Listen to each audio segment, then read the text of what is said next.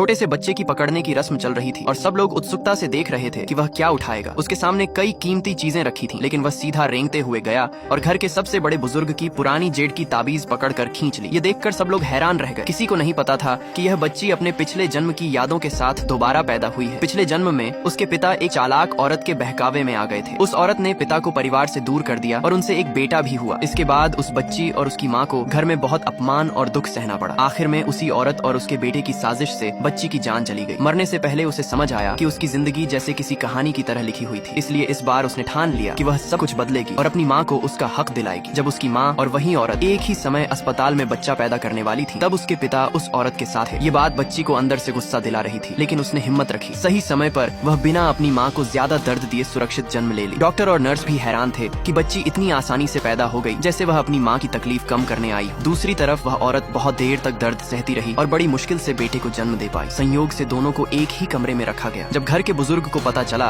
कि उन्हें पोता हुआ है तो वे देखने आए, लेकिन जैसे ही वह उस औरत के बेटे के पास गए, वह जोर जोर से रोने लगा। काफी कोशिशों के बाद भी वह चुप नहीं हुआ। फिर बुजुर्ग दूसरी तरफ आए तो छोटी बच्ची उन्हें देखते ही मुस्कुराने लगी। उसकी प्यारी मुस्कान देखकर बुजुर्ग का दिल खुश हो गया। उन्होंने प्यार से अपनी जेब में रखा खास कलम उसे दे दिया। तभी नर्स बच्ची का चेहरा साफ करने आई। बच्ची ने वह कलम पकड़कर पास रखे कपड़े पर घुमाया और सबकी आंखें खुली रह गईं, क्योंकि कपड़े पर एक सुंदर पहाड़ और नदी का चित्र बन गया। बुजुर्ग बहुत खुश हुए और बोले कि यह बच्ची परिवार के लिए बहुत खास है। यह सब देखकर वह चालाक औरत अंदर ही अंदर जलने लगी। उसने मीठा बनकर बच्ची की माँ के लिए ताकत बढ़ाने के नाम पर सूप ला कर दिया, लेकिन उसमें जहर मिला हुआ था। माँ ने बिना शक किए एक घूंट पी लिया। तभी बच्ची ने जल्दी से हाथ मारकर कटोरी गिरा दी और जोर जोर से रोने लगी ताकि सबका ध्यान उधर जाए। सूप में जहर बहुत तेज था। माँ ने थोड़ा सा ही पिया था, लेकिन उसका असर बच्ची पर भी दिखने लगा, क्योंकि वह माँ का दूध पी रही थी। इसके बाद वह औरत कई दिनों तक चालाकी से वही जहरीला सूप भेजती रही। बच्ची की हालत धीरे धीरे कमजोर होने लगी। एक दिन घर के बुजुर्ग फिर मिलने आए। बच्ची ने मौका देखकर जोर से रोना शुरू कर दिया। बुजुर्ग समझदार थे, उन्हें कुछ गलत होने का शक हुआ। उन्होंने तुरंत अस्पताल वालों से जांच करवाने को कहा। उधर वह औरत अब भी खुश थी और सोच रही थी